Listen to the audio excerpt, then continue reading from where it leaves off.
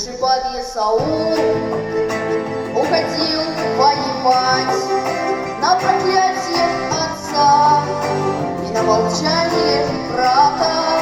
Он ответил: так надо, но вам не понять. Тихо обнял жену и добавил: так надо. Он вскочил на коня, проскакал полверсты, но как вкопанный встал у речного затона, и река приняла ордена и кресты, и накрыла волна золотые погоны, и река приняла ордена и кресты, и накрыла волна золотые погоны. И носила его по родной стороне, где леса и поля превратились в плацдармы.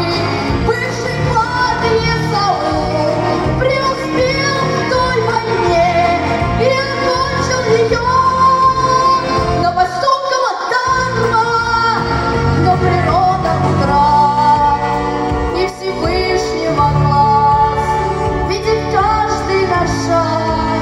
На тернистой дороге наступает момент, когда каждый из нас у последней черты вспоминает о Боге, а затем все хранит в глубине ордена и в разлив берега золотые погоны на года, на века и на все времена, и порушенной памятью тихого тона.